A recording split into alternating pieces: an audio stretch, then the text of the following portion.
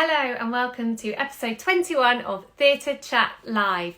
How are you all doing? I hope you're all doing well and enjoying this lovely weather we are having. Last week I spoke to Gabrielle Brooks of Duvet and Paul Taylor Mills about Musical Theatre Fest. If you haven't watched it already, you can go and watch it on IGTV or you can watch it on YouTube.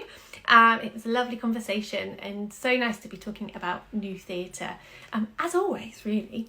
Again, we do have badges turned on, so if you would like to kind of donate any badges, that's fantastic. We're a not-for-profit organisation, so that means any money that we raise goes back into the theatre industry and helping people buy tickets, but also become producers and everything wonderful like that. Who has been to the theatre this week? I was lucky enough last week to go and watch the dress rehearsal of The Show Must Go On. As you can imagine, it was amazing, goosebumps. You might have also watched it was actually streamed on YouTube on Sunday. So let me know if you watched that. Tell me if you had any favourite performances or if you're planning on watching it and haven't watched it just yet. Some of my standout performances it was really exciting to see Back to the Future. I haven't kind of heard much about that show or listened to the music, so that was really great to see. I thought the finale was perfect. It had to be The Show Must Go On, didn't it? Of course. And I really liked seeing Trevor Dion-Nicholas doing his version of I'll Be Back from Hamilton. So he learnt that specifically for The Show Must Go On, and it was really great to see him doing that as well. Proud Hufflepuff went to go see Six for the first time last week. Tell me all about it. How was it? I'm just turning my phone on silent because I think I forgot to do that. Miriam Miles saw it on Sunday. Yes, The Show Must Go On. G. Wilson went to theatre to see Jamie and it was brilliant. It's so nice to see you guys actually being able to say that you've seen things now. Yeah, all great. So today, what have we got going on? Today's show, we're going to be speaking to Olivier Normally, Debbie Kurup about Prince of Egypt coming back on stage, and we're also going to be speaking to Kate Pakenham about The Money Live, which is a new interactive show, which I'm super excited to find out about because I've heard lots about it. And kind of excited to see what Kate has to say about it. Stage door why can't I say it? Stage door Joe. I'm sorry, that was so bad. I don't know why I really struggled with that. I cried several times being in the Palace Theatre watching The Show Must Go On. Simply stunning. Yes. It was just so nice to have everyone around you, wasn't it? And the fact that there was a mixture of shows was really lovely too. So without further ado, now that I've done my warm-up of speaking, let's bring Debbie on to the call. Last week I had some technical difficulties, so hopefully this week it's going to be good. Let's see. Hello, Debbie, how are you? Hello! I'm going to turn myself down. Hang on a minute. There we go. How are you doing? Yeah, not too bad. How are you doing? Very well, thank you. Loving this beautiful weather. It's so nice. I'm almost not used to it, and I'm run out of summer clothes already. Well, I mean, it's been winter forever, hasn't it? Yeah, but it's well overdue. We're here. So first of all, I thought I'd start off because this is obviously Instagram. I like to do a little bit of an Instagram stalk of people I'm interviewing. Okay. I had a little look back at your Instagram, and I found this picture, which I was very intrigued about. I believe is it sourdough? Oh my goodness, yes. Like many people last year, I got into making bread, and that was my sourdough starter, which exploded at one point. I think I was probably overfeeding it or something, but I made quite a lot of bread. Yeah, that's it. Learning new skills. I was actually also reading about you did a Tell Us in 10 for us and it went out today, and I was reading about how you were currently studying for is it English Lit? Yeah, I mean basically I suddenly found myself with loads of time, obviously, like most of us did last year. And I just thought, let me put the time to good use, and I enrolled on an Open University degree. I've set the target of doing English literature, but with Open University, you can be quite flexible. The first year of study, which I've now completed, believe it or not, it's been a year, wow. But the first module was very much all of the arts and humanities subjects. So we covered a bit of philosophy, a bit of history, a bit of religious studies, art history. So I just feel like actually I really enjoyed the broad coverage of those subjects. So who knows? I think I probably will stick with the English literature, only because with my work, obviously it's probably the most useful. But who knows? I really enjoyed history, so let's see. It's going to take me a few years to complete though, because I'm still working and I have a family, I'm studying part-time. So it's going to take me another 5 years to complete. So there's time to decide. Yeah, you've got plenty of time. How do you find English literature? Kind of goes into your work. Obviously, you do a lot of reading and a lot of stories, I guess. Do you find that it helps with acting in a certain way? Well, absolutely, because you're just nitpicking the human experience, aren't you? You're just, new characters, new plots, new scenarios, new, just situations, and obviously just people. I'm fascinated with people, so it just goes hand in hand, really. Yeah, awesome. So obviously you're here to speak about the Prince of Egypt. Have you started rehearsals yet? No, I start on Monday. I think some of the cast have been in this week, actually. But collectively, most of us are going back on Monday to start. So it's very exciting.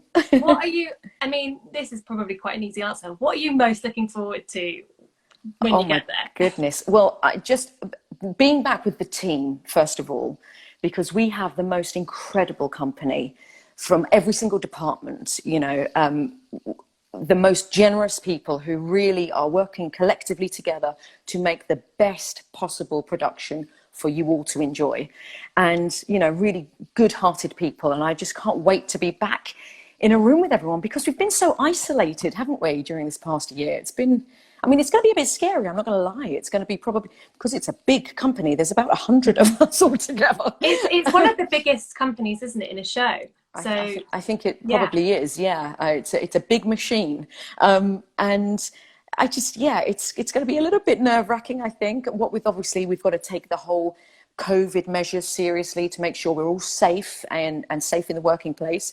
So we're going to take baby steps, but I just can't wait to get back in the room, doing what we do best and telling this epic story. Absolutely. So let's talk about the story a little bit. Obviously, the story is about two brothers who kind of are divided by a secret past. I believe is what it says on the website. I have seen it. So actually, The Prince of Egypt was the last show that I saw before lockdown. So it was the last show that I saw for ages. Right. And I felt very kind of privileged to have that, because it is such a huge show and such a big ensemble, and you definitely get this kind of different experience, I think, because you have so many people there. Can you tell me a little bit about your character and how it has been playing her over the past month? Well, it was a long time ago. Yeah. I hope I can remember my lines. But no, I play Queen Tuya. She is the Queen of Egypt, married to Seti I. And she is the biological mother of Ramesses, and she is the adoptive mother of Moses. And like you said, the two brothers are separated by circumstance. Ramesses goes on to become Ramesses the Great, the ruler of Egypt, all powerful. And Moses, when his true identity is revealed, returns to Egypt to deliver his people from bondage. So it's although it is a biblical story, we're really dealing with kind of universal themes: feuding families, war, conflict, religion, race. It's a very human story at its crux. Yeah, I was going to say, obviously so much happened in the past year, there's so much happening now, and what kind of makes this story so relevant? And I guess it is all those things that you just said there. It's family and feuding and war, which absolutely, when you deal with universal themes, you can't help but feel a connection, or it will just resonate with you, because these are real things that real people are going through and have done for centuries and centuries and centuries. So it's a really great subject matter to tackle even though we know it as a biblical story. And, you know, it's now, hopefully it's being communicated to more people than just the people that knew it as a biblical story. And I know Moses is also mentioned in the Torah and in the Torah and the Quran. So hopefully a new audience is coming in, and potentially people who loved the movie because it was such a successful animated movie will come back, and they won't be disappointed because, you know, it really stays true to the original movie. But we have the benefit of having some extra added material that Stephen Schwartz has written. And the music is just, it's out of this world. We have just the most amazing musicians who are executing it night after night. So Yeah, it's absolutely. it's really epic. It's really beautiful. There's 10 new songs been added from the show, or I believe so. Yeah, there's a lot of new content. Yeah. And I think as well, you can listen to it if you haven't seen the show yet. You can also listen to the music for a little sneaky peek on Spotify or iTunes and stuff. Cast recording. We were lucky to get that in, actually, because we recorded that while we were in rehearsal. So although it wasn't launched for a while, we were lucky to have had that already in the can and done, so that we could then listen to it while we all closed down, basically. Absolutely. Keep it going. Keep it. That's so funny, because you have people like just singing along to it, but the actual people that were in the cast recording were actually singing along for help. I love that. That's so great. So obviously the show closed just before lockdown. What have been your fondest memories of the show so far? Well, I mean, like I said to you, the incredible company, our producers are incredible as well. They've really kept us connected during this whole lockdown period. We've had like about 12 Zoom calls, which has been really helpful in keeping us feeling like we're still part of something, because I know not all the shows have done that. So I really do feel like it's been a brilliant way just to see faces. I mean, we might not necessarily have had lengthy conversations with each other, but just to see little faces on the Zoom once a month or whatever, it's been really helpful just to go, yes, we're going to be back together soon. Absolutely. It kind of takes time to kind of grow a rapport with your cast, doesn't it? And I think, yes, having those Zoom calls makes you feel like, yeah, you are still together and you've still got that relationship there. Absolutely. So when you see each other again, it won't feel so alien. Well, and also, you know, it was such an unsettling time this whole year. It's more than a year now. And it's, you know, there's been really dark days for everybody. And just having those moments of connection is really important, and it's been really helpful. So I can't wait to see everybody's faces. I can't wait to just sing the amazing material. I mean, I sing very, very little in the show, but I love my role. I love the role of Queen Tuya, and just telling this beautiful story. Yeah, absolutely. My favourite question to ask is, was there any kind of like on-stage mishaps that always kind of makes you laugh when you look back? Within the Prince of Egypt? Yes. I can't think of any none spring to mind. Actually, oh my goodness, this was a very sad thing that happened on our first preview. Bless Ollie, our cast member Ollie. He actually dislocated his shoulder during the first scene. I think it was. I'm pretty sure it was during Deliver Us. And he ran, I was in the wings waiting to make my entrance, and he ran towards me with like grabbing his arm, poor thing, because he was in absolute agony. I mean, it's a high risk show, I have to say. It's very physical. Yeah. It's incredibly physical, but there's, you know, we have the most incredible scenery and hydraulics and moving this, and this is on fire, and it's quite a danger zone. Yeah. But you know, that raises the stakes, which is brilliant. But bless Ollie, he recovered, and yeah, I guess that's a preview to remember, isn't it? Yeah, I mean, yeah, absolutely. Yes, let's talk about the kind of ensemble in the show, because there is so much movement and stuff within it, and a lot of the ensemble and the cast make the kind of special effects, I guess, like the and stuff like that. Can you tell me a little bit more about that? Well, it's affectionately known as blockography, because there are these amazing blocks which are seamlessly fit together, you know, and and they help to transition from scene to scene, and they make up some of the sets. And yeah, there's a lot of kind of human kind of moving of this to make that, and it's quite involved. So I know that going back into rehearsal, there's going to be lengthy rehearsal calls just to make sure that everybody knows exactly what they're doing, and making sure everything's in place. And yeah, but it's quite incredible just how, for example, the dancers use their bodies to create texture within the scenes and within the set. And it's just, I mean, you just have to come and see it. It's just really special. You really do. It is it's an extravaganza, I think. It really is. It's not like your traditional musical. I've done like a million musicals, but this is so different. I feel like we're kind of in like Cirque du Soleil territory, It's just taking it to another level, which I think is so special. It's so exciting. Absolutely. I think it's definitely a musical that once you go see it, you kind of get this feeling of so much is happening and so much talent is coming towards me. And definitely stuff that I think, we've all missed over this kind of past year and a bit. And yeah, I think it's something that you'll come out and you'll be like, wow. Yeah, well, that's it. Wow. This is a show that is there to wow you, most definitely. You'll go away, having had the most incredible, moving experience, because, oh my God, you need to bring your hankies with you, because it is a weepy. And I know us as a cast, we'll be in bits. The first performance, we're just going to be an emotional wreck.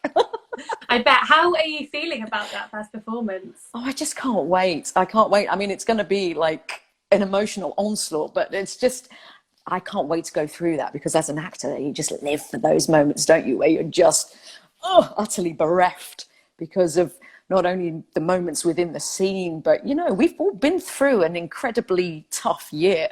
And as actors, that's going to permeate. It's going to come through in our performances. It's going to feel extra raw, I feel, because we can't help but tap into ourselves within these characters. Absolutely. So other than The Prince of Egypt, is there any other shows that you're really looking forward to seeing back on stage, or you've been able to see because you've not been in the show? Well, yes, my husband is the assistant musical director on Back to the Future, and I can't wait to see that show. I've heard so much about it. He had to disappear to Manchester at the beginning of last year to get it up and running up there. And similarly, like our show, like all the shows was closed on the 16th of March. So they'd only just had their press night. And so, yeah, I didn't get to go up and visit and watch the show. So I am dying to see it. Yes, I was speaking to some actors at The Show Must Go On last week, and pretty much all of them said they were so looking forward to seeing Back to the Future. I think it's going to be a really popular one. But you know what? It's that nostalgia, isn't it? I think nostalgia can bring so much comfort, and that it's the kickback to the 80s. And also with our show, I think because of the nostalgia of the original movie as well, that's just, a lot of us grew up with the movie, and so I think there's an incredible comfort in that as well, knowing just kind of what you're going to get, but then you're going to get even more because you're going to take it to a different level. Yeah, absolutely. Yeah, I watched the film before I went to go see it, to kind of like refresh my memory. I was doing a few interviews. I thought, I'll watch the film. Don't know if I've ever seen it. And then I was watching it and I was like, of course I've seen this film. Of course I know all these songs. And yeah, it's exactly that. When you go to see a show that you already, or a film that you already know, you're not like scared about what's going to happen next. You kind of can relax into it and just watch it and allow it to come to you, can't you? So yeah, that's very and you know what I was just thinking about in Act 2 of our show, when the classic song kicks in, the one that was made famous by Whitney Houston and Mariah Carey, When You Believe. It's the anthem of the show. You're taken on such a journey throughout the show anyway, and the emotions are building and building and building. And when that song kicks in, it literally destroys me. You will be there like, yes, it is so powerful. Well, do you know what the funny thing is? You can hear the audience make it's an audible gasp, because it's almost like everyone knows the show, and that song is synonymous with the show, but it's almost like you kind of forget about it, and then it arrives, that song, and the first few chords start up, and you're like, I forgot. Oh my God, this song is so amazing. Absolutely. I am so looking forward to coming to see it when it comes back. We're going to be there, and we're going to be like sharing our experience with everyone that follows us. So super excited. It opens from the 1st of July at the Dominion Theatre.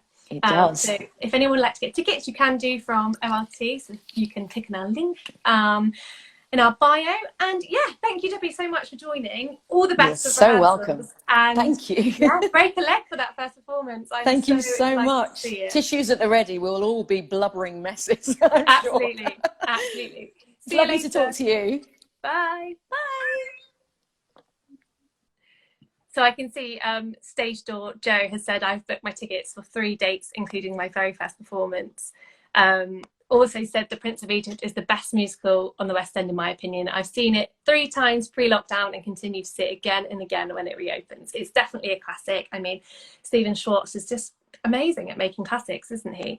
I can't wait to come see the musical again. We've got I Can't Stop Listening to the Songs. Valerie says break a leg, cast and crew, and special shout out from San Diego to our Jeremy Lapp. There you go, there's a shout out. I saw Prince of Egypt on the last day before you closed. Will be great to see it back again. You know, we never really knew when it was going to be closing. We never knew it was going to happen. But it's so exciting to get Prince of Egypt back, because it definitely didn't have as long as it should have had in a Dominion, and it's going to be back there from the 1st of July. So make sure you book your tickets on officiallondontheatre.com. Lovely. Now, our next guest is Kate Pakenham. I'm going to bring her into the call now. So Kate is an independent producer that's worked on many amazing shows. She's worked on the Olivier Award-winning Amelia. You've worked on what was I going to say? I got distracted because you popped up and I was going to say hello, and I thought, no, I'll carry on. You are the executive director of the WOW Festival, and you are exec producer at the Donmar. So you have worked on many amazing shows, and now you're about to work on The Money Life. Well, not about to work on, you are working on it. How are you doing? Oh, I'm having the most amazing time. We're having the most amazing time. As Debbie was saying, isn't it great to be going again, to be open again? Yeah, it's fantastic. I just correct you on one thing. I'm no longer the executive producer at the Donmar. I did used to be. Yes, but yeah. Henny Finch is the very brilliant producer at the Donmar now. But yeah, The Money is like no other theatre show. It's a mad ride. It's all about the audience, and it's just so good to be back with audiences. Absolutely. Yeah, I'm so interested in this show. We had some people that I know went to go see the show last week, and we posted about it on our channels, and we've got some people going to see it this week as well. Can you tell me a little bit about how the show kind of first came about? Yeah, so it was created back in 2013 by a brilliant guy called Seth Honor and his company Collider, and they've done it. I mean, should I tell you a little bit about how the show works? Yes, please do. So the basic idea, you buy a ticket either as a player or as a silent witness. If you're a player, then a group of you, all of your ticket money goes into the center of the table, and all of you around the table, all players, have got to agree within 1 hour, within 60 minutes, unanimously what to do with that pile of cash. So there's really a pile of £300 at the start of the evening in the middle of the table, and say 15 people have got to agree what to do with it. And the silent witnesses, so if you buy a silent witness ticket, you're watching and listening, and at any point you can buy into the table, add some money to the pot, and then you get to say, oh no, it should be spent on this, it should be spent on that.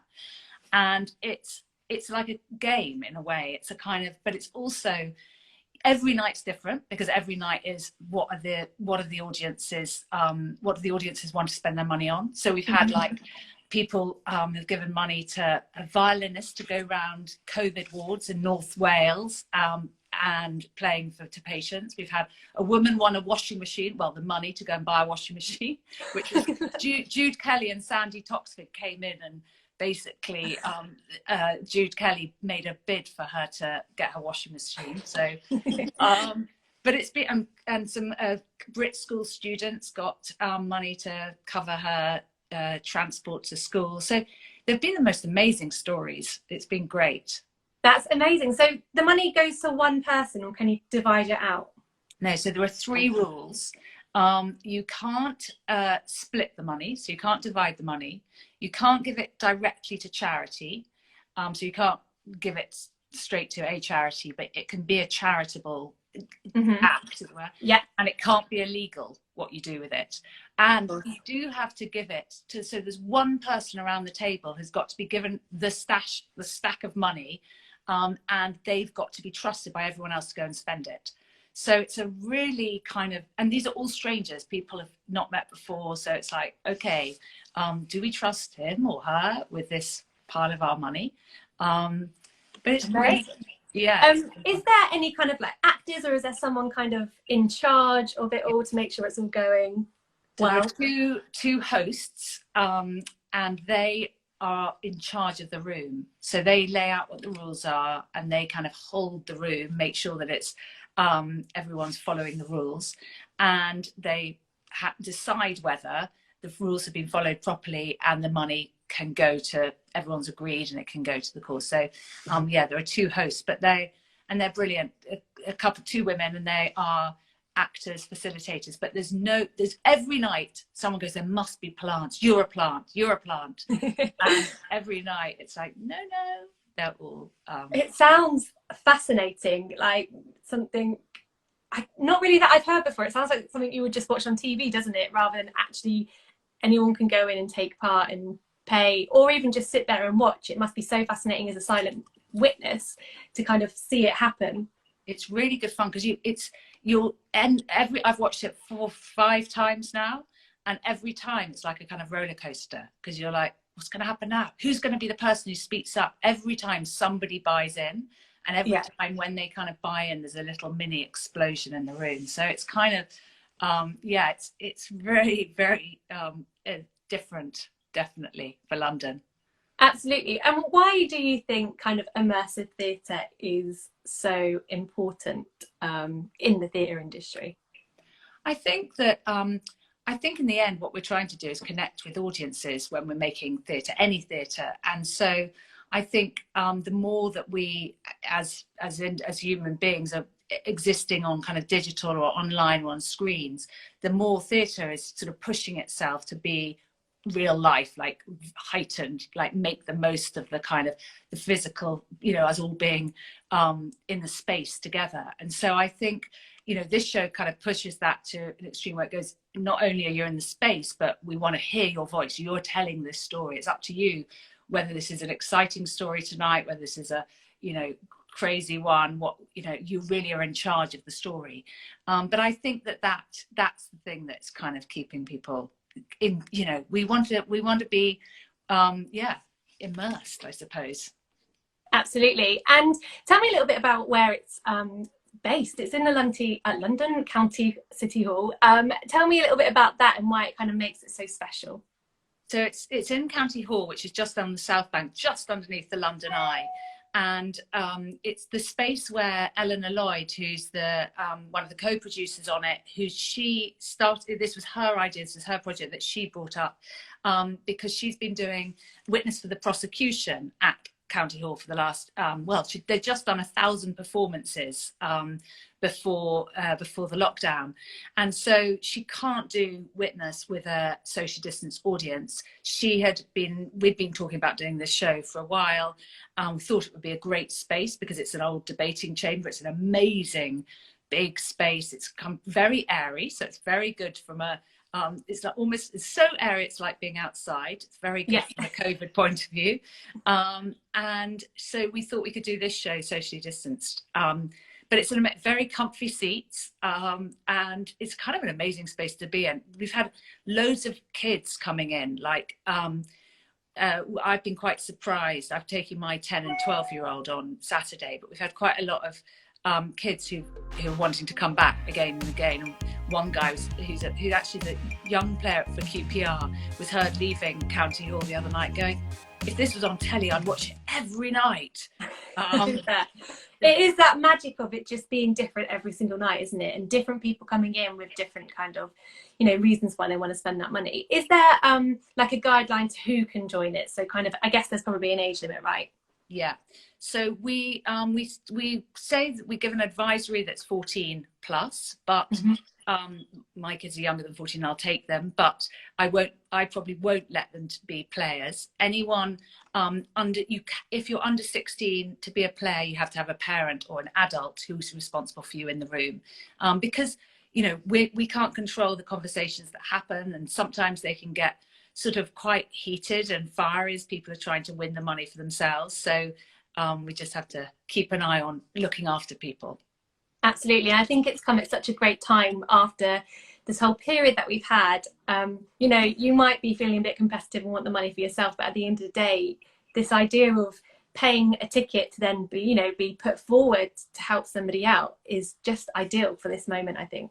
I think that's one of the things that really attracted me to it. It was like, we've all been locked down. We've all been thinking about what is the value of things, what is our value in terms of how can we help our culture and our society, how can we, make a better world, basically. And this show kind of challenges an audience to think about that and to make change. It might be, to some people, it might seem like a small amount of money, but we've seen that every night that amount of money brings tears to the people who get it. It can make change, and I'm all for that. Absolutely. It sounds like a really emotional moment when you kind of get to the end. Sounds incredible. Please come. So excited. I don't think I would be one of the people in there. I don't think I've got anything to spend the money on it at the first place, but just watching and just seeing how, again, I was talking to Debbie about kind of human interaction, and it's so real, isn't it? In human interaction, seeing how people work together to come up with an ending. Totally. I think we've all been missing that, as Debbie was saying. We've kind of really missing it, and I don't know. You never know. Come as a silent witness, but you never know. You might feel that you've got to have your voice heard. I might go in and try and get some money to convince my boyfriend to get a cat or something. There you go. Nothing like that. We haven't had any animals yet, though. I think that's a good idea. Cats. Actually, I as a joke posted my kid's kitten on my this Instagram account a few months ago. Got more likes than anything else I've ever posted. I mean, cats win, don't they? Absolutely. Cats and puppies. Maybe, some therapy for my puppy or something like that. Well, it sounds incredible. It's playing until the 18th of July, and you can get your tickets on OLT. They're £20-30 tickets. Yeah, £20-30. Yeah. Amazing. So it's not going to cost you the world, and again, your money is going to go towards your own cause, or maybe a better cause. It sounds so great. Thank you so much for coming to talk with us. Thanks for having me. If anyone wants any more information, you can find out more on our website. Great. Thanks so much. Thank you. See you later. Bye. Bye. That show just sounds. When I first read about it, I genuinely didn't believe that it was real money. I thought, it's just going to be like a show where they have fake money and it's kind of like a human experiment. But the fact that it's real money really just kind of, makes it more important and more exciting and urgent. So I'm so buzzed to go and see that show. We've got some people, I can't remember who's going from our team this week, but we have got someone going from our team this week, so you'll be seeing more about it on our stories, but I'm also going to try and go because I think it sounds incredible, and I think it would be one that my partner would like to go and see, because they're not the biggest fan of theatre. I think that this would be a good way to get them into it. Brilliant. Amy Partridge says, I want to see a West End show. Amy, we are waiting. We are here whenever you can come to see a West End show, or any theatre, your local theatre, anything like that. If they're open, do go see something, because it's been such a long time since we've not been able to do it. My experience so far of being in the theatre has been really lovely. It's been socially distanced. You know, you're wearing masks, which you're used to wearing anyway.